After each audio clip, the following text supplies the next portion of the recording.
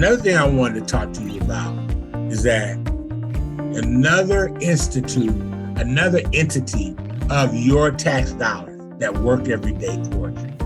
Now, the only reason I can tell you about the Institute of Medicine is that many of us learned about the Institute of Medicine because of COVID. And there was a short little guy named Dr. Fauci. I don't know if y'all remember him during COVID, but he came from the Institute of Medicine. There's a National Institute of Health. And then within each National Institute of Health, there's several institutes under the National Institute of Health. Your government work, your dollars at work. Well, they created what you see in front of you at the screen, something called the Behavioral Health Continuum of Care. And so what they said was, for the first time, let's lay this out from a full continuum so each entity of the continuum understands that they collectively, key word, they collectively need to work together, okay? So on the far left side, well, let's start at the bottom. There's always promotion and promoting each other's projects collectively. Promotion meaning promoting mental and behavioral health.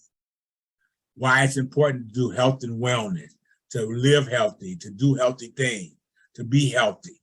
Promotion of mental and behavioral health is critical. But also we know that prevention is also important. And look at what the three key areas of prevention there is. There's universal, right? That's for everybody. There's selective. That's for folks who are living in high risk. Remember those risks that I showed y'all earlier? Living in some of those risky kind of environments or risky in any of those domains of risk that I showed you.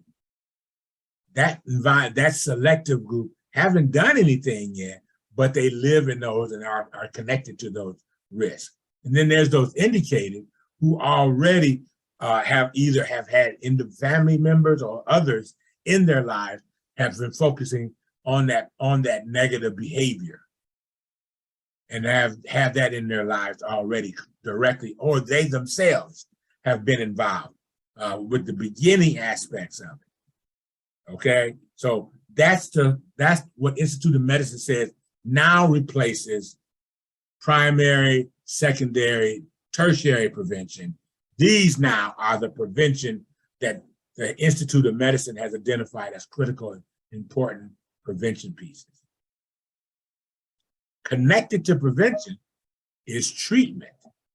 Treatment of substance use, treatment of any kind of negative behavior, treatment of whatever you need, because it's case identification, whatever my individual issue is, which needs treatment, and what are the standard treatments that I am going to get because you've identified what my case is. And at that point can begin the whole aspect of what one would call recovery or maintenance. Sometimes we need long-term treatment care, recovery, or we need aftercare and rehabilitation.